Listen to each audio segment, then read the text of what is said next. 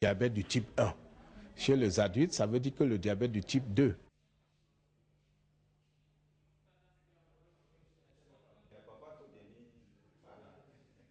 On peut dire que le diabète et l'hypertension sont toujours liés ou pas souvent?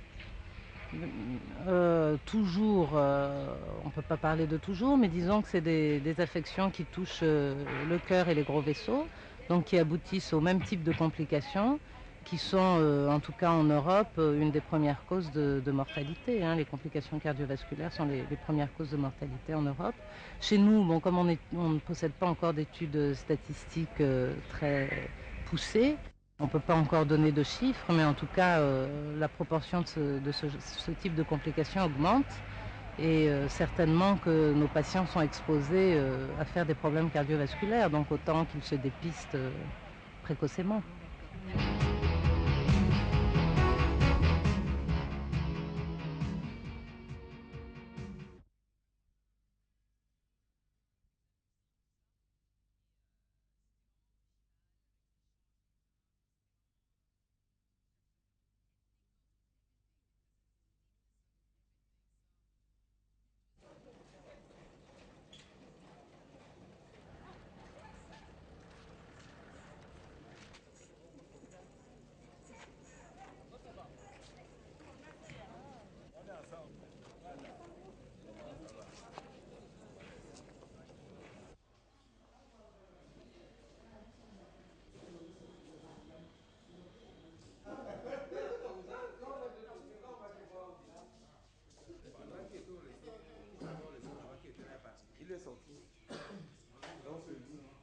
Le meilleur médecin du diabétique, c'est lui-même.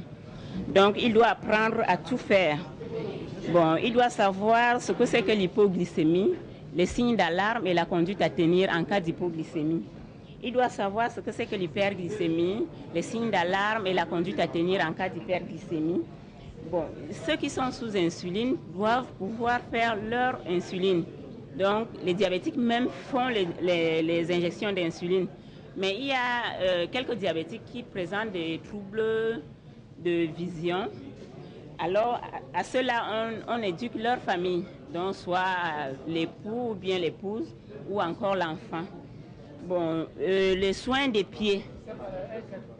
Les diabétiques ont un problème très sérieux parce que, étant donné que le sang est sucré, donc ils ont le problème d'infection.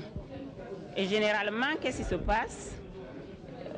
Il faut à tout prix leur dire comment est-ce qu'ils doivent faire pour éviter les portes d'entrée au niveau des pieds. C'est pour cela qu'on leur donne les brochures pour pouvoir éviter les lésions au niveau des pieds. Et qu'ils puissent aussi entretenir leurs pieds, qu'ils sachent quel genre de chaussures ils doivent porter, quel genre de chaussettes ils doivent porter et l'hygiène des pieds. Bon, il y a aussi une brochure pour les soins bucco-dentaires. Parce que la bouche, c'est un milieu de culture des microbes. Donc, généralement, ils doivent être très propres dans l'hygiène corporelle.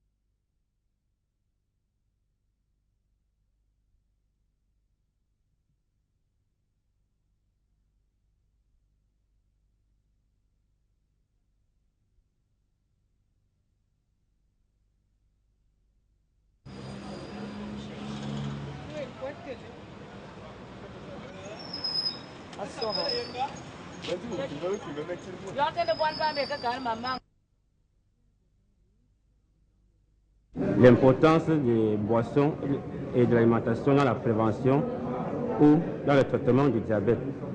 D'abord, pour l'alimentation, l'importance c'est qu'il faut manger équilibré de manière à ne pas prendre du poids. C'est le volet prévention, parce qu'il est défini que les obèses sont plus à risque que ceux qui ne sont pas obèses pour le diabète.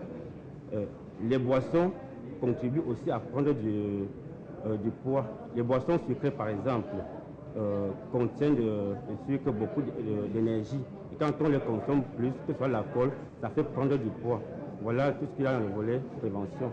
Dans le volet traitement, quand on est déjà malade, l'alimentation doit être vraiment réglée, suivre un régime prescrit par un médecin, dont le diététicien doit donner les menus avec les quantités à prendre dans la discipline, aussi les heures. Les heures de repas, c'est très important. Manger régulièrement, c'est vraiment l'une des règles.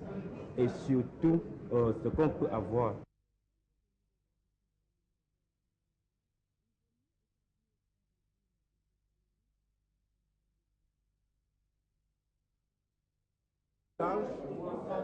Nous remettons au malade quelques fiches avant qu'il ne continue à rencontrer son médecin pour la suite du traitement. Donc des fiches de régime alimentaire, que voici. Oui, ces fiches visent essentiellement à donner des conseils aux malades, puisque nous avons deux types de diabétiques. Certains qui doivent se piquer avec l'insuline, on leur donne des fiches pour leur permettre de bien suivre leur traitement, de bien s'intégrer dans la société et de comprendre qu'ils sont des malades comme les autres. Il y en a d'autres qui préviennent le malade par rapport aux risques qu'ils courent s'ils ne suivent pas très bien leur régime, s'ils se laissent aller à une augmentation anormale des chiffres du sucre dans leur sang. Il y a d'autres fiches à côté qui sont réellement des fiches de régime qui permettent au malade de pouvoir contrôler son alimentation pour ne pas risquer de prendre trop de sucre dans ce qu'il mange. Et tout ceci vise essentiellement à apporter aux malades une meilleure qualité de vie. C'est globalement ce qui justifie notre présence ici comme assistant à la journée du diabète.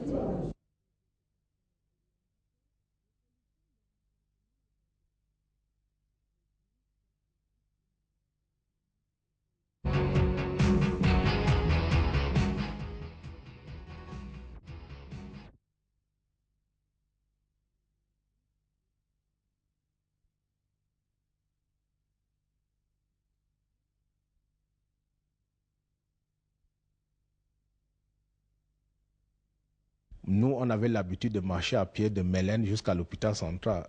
Avec la venue de taximans et tout, qu'est-ce qui arrive? Les gens prennent le taxi maintenant pour arriver. Donc, il nous manque l'exercice physique, surtout en zone urbaine. Il faut que nous changions beaucoup nos habitudes de vie.